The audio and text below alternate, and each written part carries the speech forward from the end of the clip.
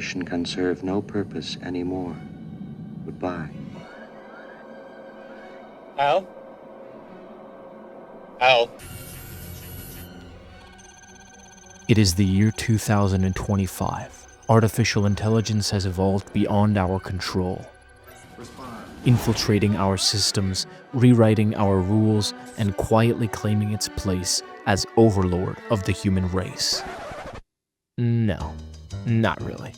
In reality, AI is being harnessed in fascinating, groundbreaking ways to break barriers, enhance experience, and level the creative playing field. At Spoken, the platform where you can instantly voice cast, narrate, and publish an audio work of any size in the time it takes to order a pizza, we're doing just that. This week, two acclaimed authors, Joseph Nassis and Tom Levine, step into that evolving self-publishing space to create Sackcloth and Blood, an original novella built using Spoken's AI-powered tools. We go behind the scenes and into the studio to see what it takes to build a sonic experience from scratch in real time. This is Spoken into Existence.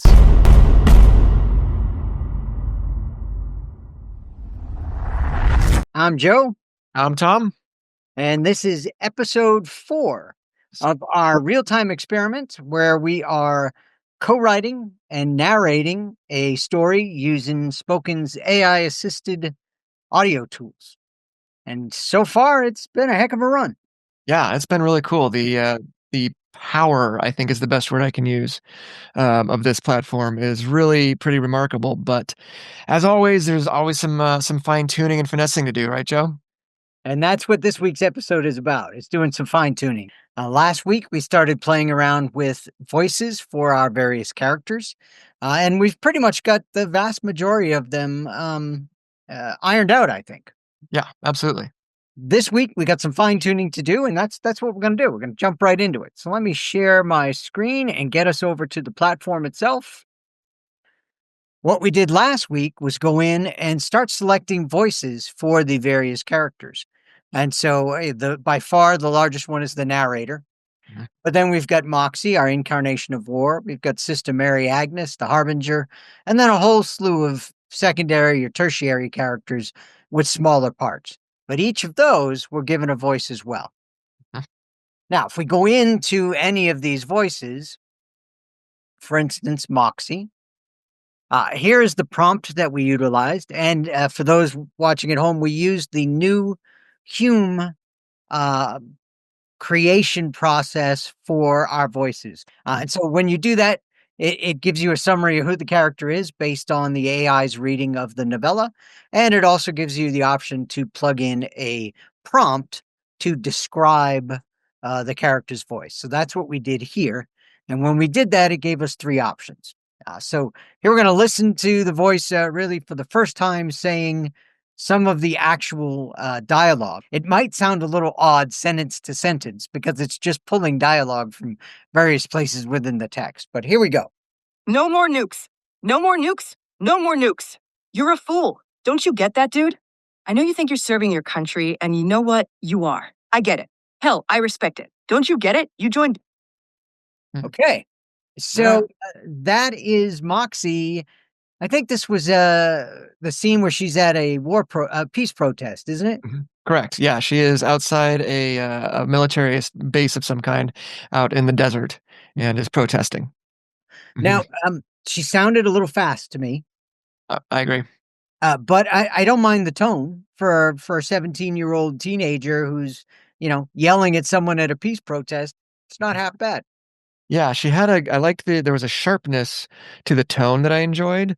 But I agree the speed was a little bit too much, and I feel like there's some massaging we could do there still. Mentioning before, we have the option of choosing which service we want to use. We're using the Hume AI, and we're going to generate the custom voice samples. It'll give us 3.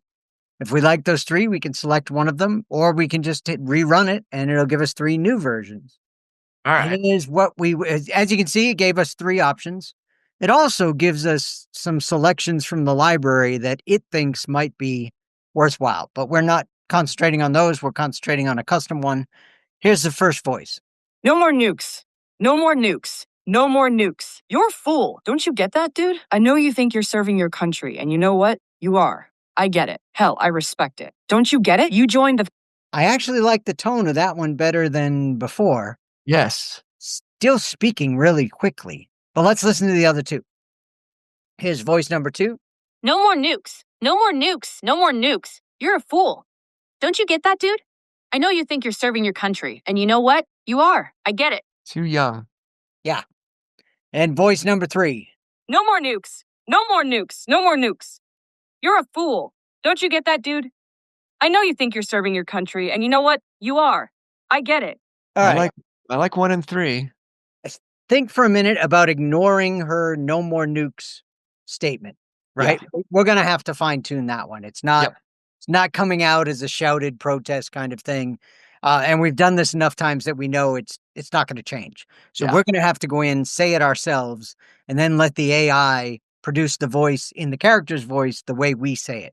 Otherwise, when we get past that no more nukes part, I do like the way this one sounds. Mhm. It sounds like an American teenager who is, kind of angsty and sick of it all and irritated.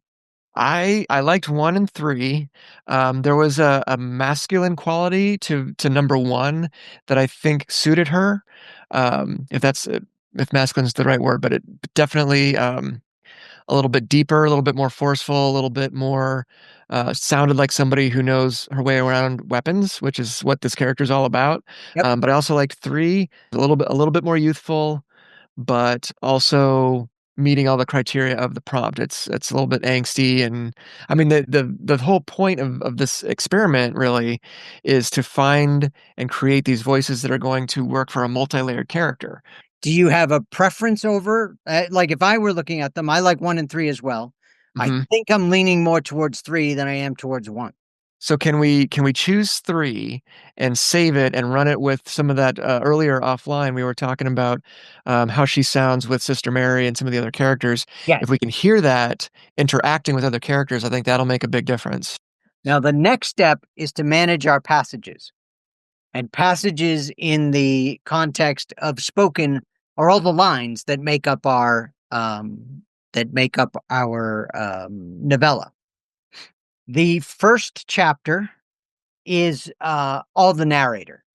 So we could listen to it, but we're going to hear the narrator in the second chapter as well as we process Moxie's voice. So I say we skip to that point for the sake of reviewing.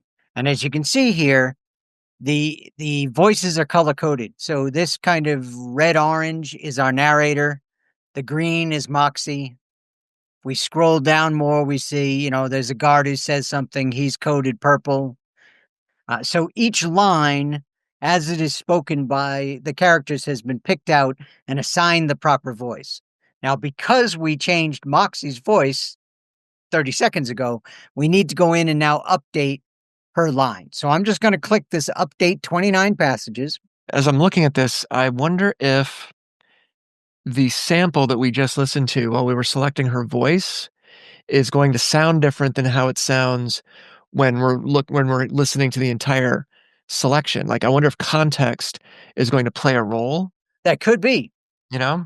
Yeah, I mean, you can see here, no more nukes, no more nukes, no more nukes. Those are her 3 chants that we just heard when we were identifying the voice. But there's a lot more stuff in between that might provide context to the way that voice is spoken or said as we go through it. I'm very interested to see how that works. As you can see, it completed that. It did our update. So we can go in now and listen to this contextually to see how her voice sounds with all the others. What I'm going to do is go down and find a spot where we get a couple different voices here, and select that, and then we'll see how she sounds within context with some of the other characters. They saw it happen all the time. Kids were passionate and could be put to good use, but they were also sometimes too hot-headed. Hey, let go! Ow! Stop! Without making any move to physically resist, Moxie went with the diminutive nun to a 74 Caddy DeVille whose hood was longer than Moxie was tall. The nun tossed her effortlessly against the passenger door and plucked the smoke from her mouth in one fluid motion. What the hell? Moxie barked, standing up straight and massaging her ear. The nun flicked ashes in the dirt and joked a thumb over her shoulder. Is this some kind of immature joke, young lady? A peace protest? Moxie twisted her head a bit, as if her answering smirk physically dragged her that direction. Believe me, you have no idea why I'm here. I think it did a decent job of Yeah. speaking the lines that we've created for it. The intonation, is that the right word I want? The speed Yeah, it I was think so. Yeah. being said, all of that was reasonable for me. What do you think? I think so, and I also, I think we talked about this either in the first or second episode, um, allowing what we're hearing to impact the actual telling of the story a little bit. Like, for example, we're on the screen here, we see the green, and that's Moxie's line, "What the hell?" And then the narrator comes in, Moxie barks, standing up straight, massaging her ear. To read that, in our little comfy chair in front of the fire is all kinda just one sentence, right? "What the hell?" Moxie barked, standing, right? But to hear it, as an audio, I would probably go in and edit that to "What the hell?" Moxie stood up straight and massaged her ear. I would get rid of the Moxie bark altogether because we're letting the audio do the work. Yep. And I think that kinda goes back to some of the stuff we've talked about in previous episodes of, the difference, but it's Shakespeare, right? Like, Yeah. we shouldn't be reading Shakespeare in English class, we should be watching Shakespeare. That's what it was meant to Act it do, out. and I think the same applies here. This is meant to be heard, and I think we should allow the text to be altered to fix that or to embellish that. We have that fine-tuned control over every line in the book. Mhm. Um, so, yes, it'll take time to go through that. Obviously, we're not gonna do that live here. We'd be here all day, but, I think that's great that it allows you that level of fine-tuning because then we can get the audio experience the way the audio should be experienced and Mhm. the print experienced in a different fashion, right? They're Yep. two different mediums. Mhm. They should be, engaged with in two different fashions, I think. I agree. Yeah. Okay, so let's say for the time being that we are happy with all of chapter 2. What we would do is just hit the finish up button, and it tells us it's going through and out of the 1,078 lines within the whole, passages within the whole novella. We've got 172 of those already taken care of. And we run into some issue, Joe, with we have a supernatural entity towards the end of the book, and so far haven't been able to quite nail the voice on that. Do you want to go into that a little bit? Yep. I've jumped back. As you can see, I went from passages to voices, and now I'm scrolling down. That character is a demon, and we have tried playing with the custom creation to get a voice. Our problem is the voice always comes up as a deep baritone rather than having it be growling or animalistic or anything else. So I think we should play a little bit with the prompt as we did with Moxie and Yeah. see what else we can get. Can we hear this one real Yeah. quick? We've got it up. Horseman, Yahweh He is indeed merciful to grant me such a meal as this. Which is not bad. It's okay. It's Yeah, I okay. think, It's not if we're stuck at this level, I could live with this. sure. He's only got 86 words that he speaks in the entire audiobook. So, that there's no grand soliloquies or anything like that coming out of this character. I would like to try on the prompt. Why don't we, out of sheer curiosity, let's see if it recognizes things like Darth Vader or other Okay. characters or things like that. Like Darth Vader with a Russian accent or I don't know, something nuts like that, just to see what it does. Okay. Darth Vader with a Russian accent. It's going to be amusing if nothing else. I mean, I wonder if we can add like emotion, like yeah. scare. hmm Well, if we think about in terms of like Midjourney or other prompt-based AI, they usually want like a vibe kind of thing, like horror movie vibe and things like that. Maybe something like that. Horror movie vibe, slow and maybe guttural. Yeah. Yeah. Let's see what that does. All right, that gets us 108. So we've reached our necessary 100 minimum. Let's generate. I'm very curious to see how it interprets the two voices. Yeah. Here we go. Voice number 1. Horseman, Yehovah is indeed merciful to grant me such a meal as this. Indeed, little girl. That did none of the effects that we wanted. All right, let's try number 2. Horseman, Yehys is indeed merciful to grant me such a meal as this. Nope. Nope. And I would bet 3 doesn't do it either. Let's try. Horseman, Yahweh is indeed merciful to grant me such a meal as this. Let's do. Here's a unique, realistic sounding voice with age, gender, nationality, tone, pitch, speed, and emotional qualities. James Earl Jones, echo chamber, echo, reverb. Hang on. We want those separate, right? Reverb. Yeah, reverb. I feel like it doesn't. Ooh, good. Yeah. It didn't. Twisted and scary. Yeah.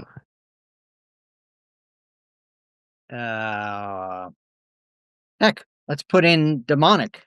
Yeah. We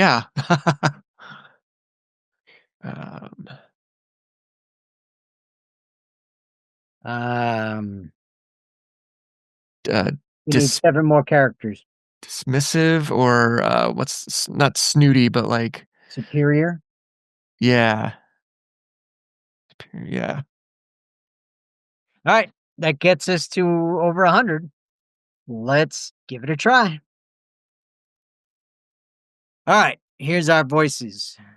Voice 1. Horseman, Yahuwah is indeed merciful to grant me such a meal as this. So it's giving us a deep baritone voice, which is how I would define James Earl Jones. So Yeah. it recognized that part. Yeah. Didn't recognize echo, reverb, and Yeah. I don't think anything after that went into it. Maybe superior. It does have a bit of a mocking quality. Oh, yeah. Here are the other 2. One of Legion. In hell it is said the flesh of a horseman is unlike any other mortals. So come, girl. Give me respite from my eternal agony. One more, and then I have an idea. Horseman. Wahoo WH is indeed merciful to grant me such a meal as this. Nope. Indeed, little girl. No. That's All right. not it. What do you think? I like the first one the best of those. You like the first one the best? I'm going to select voice 1 as our backup so that we can go in, so we can come back to it later if we need to. Yeah. All right, so back here, we'll keep the same exact prompt that we just used with the attitude and the twisted and scary bit and all that, but we'll try to run it this time using 11 laps. But again, he's only got 86 words of dialogue in the entire novella. So if it's not 100% perfect, I can live with this one character being good enough rather than the best, right? Right. All right, here we go. In hell it is said the flesh of a horseman is unlike any other mortals. So come, girl, give me respite from my eternal agony. It's a cool voice. It's not the demon. Horseman, YHWH is indeed merciful to grant me such a meal as this. That's even worse. Nope. Last try. In hell it is said the flesh of a horseman is unlike any other mortals. So come, girl. Give me respite from my eternal agony. Let's insert that. I want to hear that with the narrator and with Moxie. That to me is the closest we've come so far. All right, so select this voice.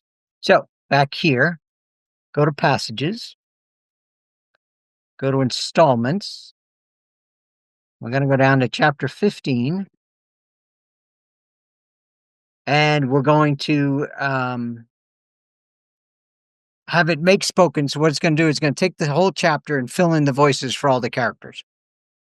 There it is. Indeed, Okay. little girl, one of legion. Perfect. In hell, it is said, the flesh of the horseman. Yep. So we've got it. Got the right chapter. All right. So we just got to wait it out. Shouldn't take long. No, the speed with which it actually accomplishes this is remarkable. This has been 2 minutes since we Right. started. Like, this is fast. I mean, you think about what it's doing. Not only is it reading the lines contextually, it's assigning a voice to them.